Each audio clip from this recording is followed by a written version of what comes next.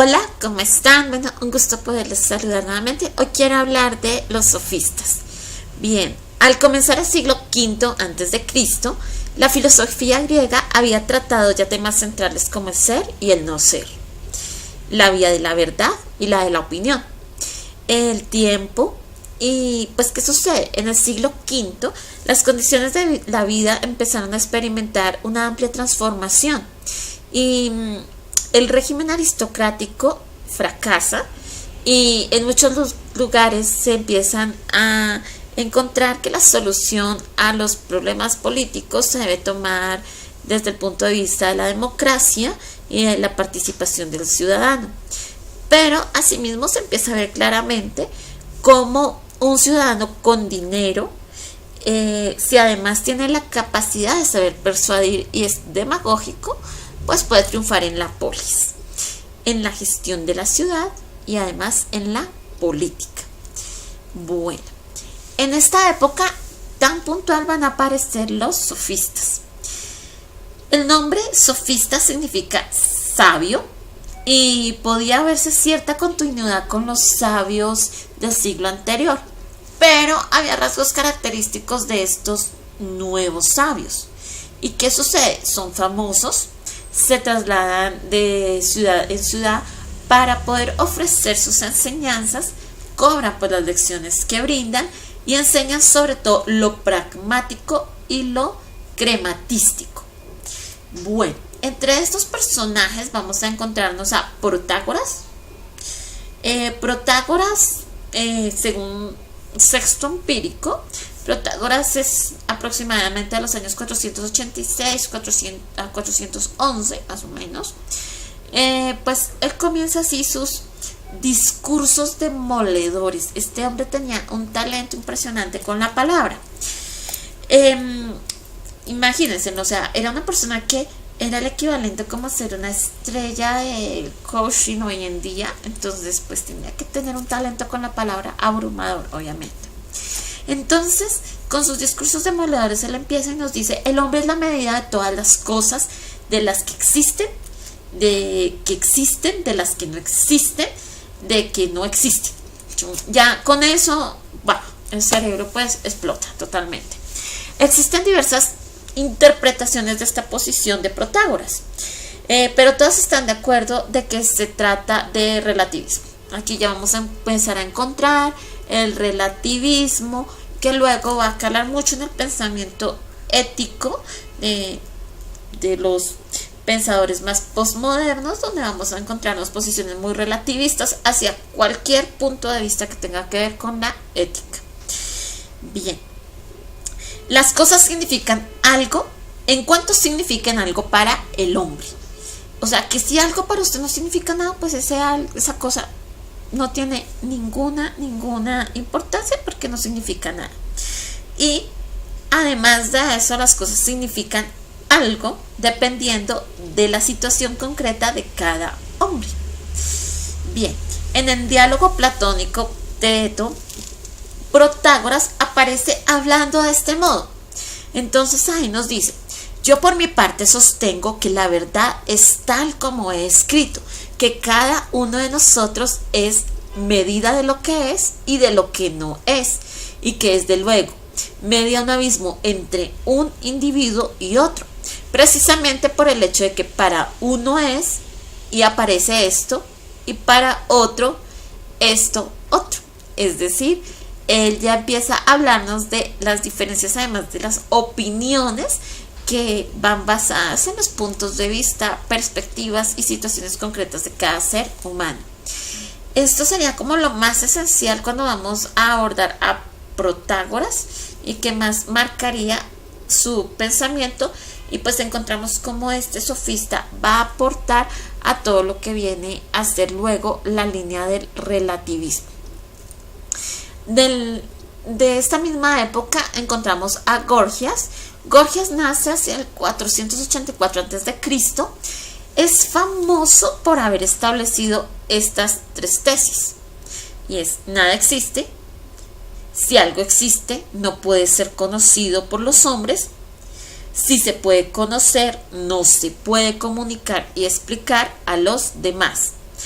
Gorgias es típicamente sofista porque se propone demostrar nada menos que nada existe. O sea, su propósito total de vida es que nada existe. Era como todos los sofistas, él era un hábil disputador y sabía jugar con el lenguaje. Entonces, pues un diálogo con él inevitablemente pues terminabas teniéndole que dar la razón, porque su capacidad con el lenguaje superaba con creces a cualquier hombre de su época. En una de estas demostraciones que él hacía, él dice: el ser no existe. Si el no ser existiera, sería y no sería a la vez. Tampoco existe el ser, porque si existe, será o eterno o producido. Si el ser es eterno, no tiene ningún principio, pues tiene principio todo lo que nace, pero lo eterno, al ser por definición lo improducido, no ha tenido principio. Reviste escaso interés seguir a Gorgias porque en su interminable disputa quiere concluir en un nihilismo absoluto, en la imposibilidad de dar con cualquier criterio de verdad. Y entonces ya vamos a encontrar, no tanto un nihilismo como el de Nietzsche, no, este es un nihilismo que lo niega todo, nada existe, nada se puede explicar, es decir, prácticamente estamos en el mundo para no comprender nada y para ambientarnos a que no sabemos nada. La sofística en la historia de la filosofía, hay que aclarar que no siempre fue negativa. Ellos, junto con Sócrates, este grupo de sofistas, marcaron e introdujeron en la filosofía el escepticismo y el relativismo ya señalados, el interés por el hombre concreto, el interés por una pedagogía que modernamente se llamaría activa y personalizada. Había un diálogo, un debate con el alumno, un buscar por medio de las preguntas del diálogo sacar la verdad de esa persona. Obviamente esta técnica muy perfeccionada por Sócrates por medio de la mayéutica, pero asimismo estos otros filósofos pues con sus discursos y con su plantearle opiniones y conceptos a las personas pues las ponían a pensar. Bien, ¿qué más va a suceder? Que en esta época de la historia de la filosofía vamos a encontrar el interés por el análisis del lenguaje. Empieza a tomar una especial importancia la forma en que las palabras pueden formar premisas de verdad, donde tú, sabiendo organizar una idea, puedes convencer a alguien de lo que sea, porque si la planteas súper bien, no hay forma de contradecirte.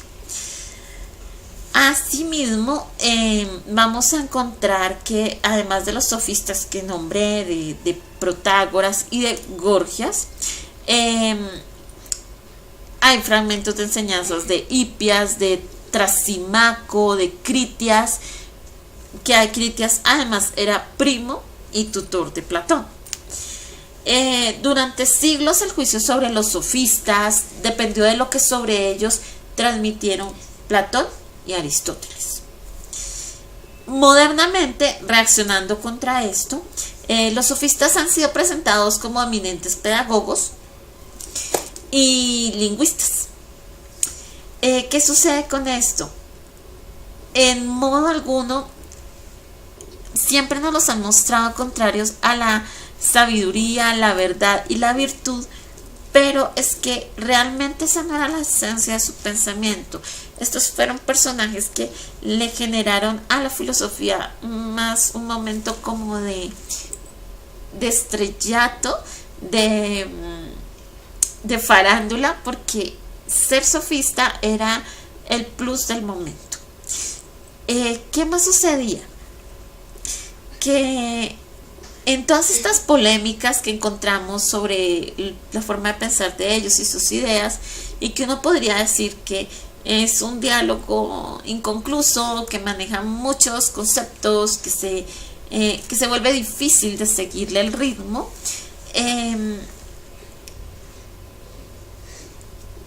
hay que tener presente que muchas de las obras de los sofistas se perdieron. Así que mucho del pensamiento de ellos que nos llegó a nosotros es demasiado escaso.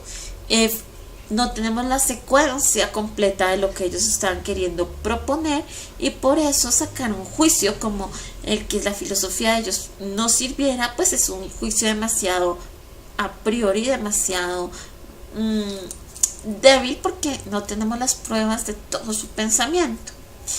Bien, ¿qué sucede? Mientras que a ellos se les pierden sus obras, las obras de Platón pues no se pierden en la historia, y esto pues va a generar que la antigüedad y la filosofía pues celosamente transmitieran hasta nuestras épocas el pensamiento de Platón, privilegiándolo muy por encima del pensamiento de los sofistas.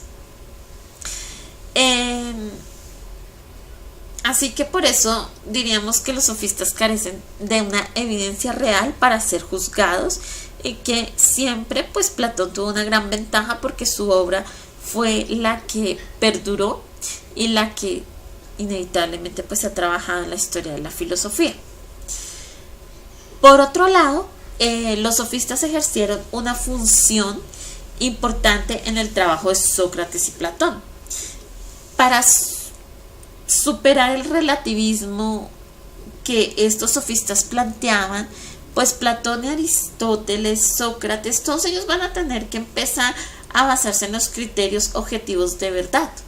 ¿Por qué? Porque ante esta situación en que todo era tan relativo, en que el nihilismo llenaba la filosofía, nuestros autores griegos, Sócrates, Platón y Aristóteles, van a verse en la necesidad de hacer algo que vuelva a la filosofía una ciencia y quitarle ese carácter tan farandulero que estaban manejando para ese momento.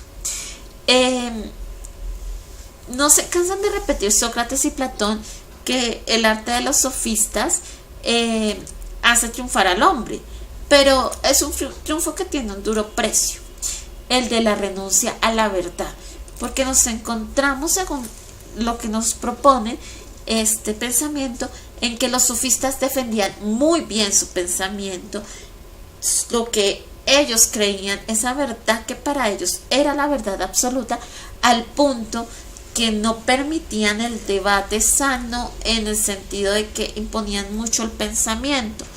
Obviamente arrastraban a la gente a cuestionarse, y en eso son pedagogos, en ese llamado vamos a pensar, vamos a buscar el conocimiento, pero con un pequeño problema: el único conocimiento que ellos consideraban válido era el que ellos mismos poseían.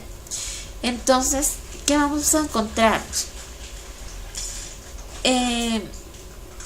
Que los sofistas hacen renunciar al hombre a la verdad y a la justicia en muchos casos, y que Platón y Sócrates van a decir que la verdadera filosofía es la búsqueda continua, pues precisamente, de la verdad y de la justicia. Así haya momentos en que para un filósofo buscar la verdad le genere tener que renunciar a la verdad que él creía ya haber encontrado, porque esa es la historia de la filosofía, es un continuo creer que ya tenemos la verdad para luego darnos cuenta que no la poseemos y que toca volver a empezar de ceros. Les agradezco muchísimo pues por su atención, espero que les haya gustado el video y un gran saludo a todos. Bye.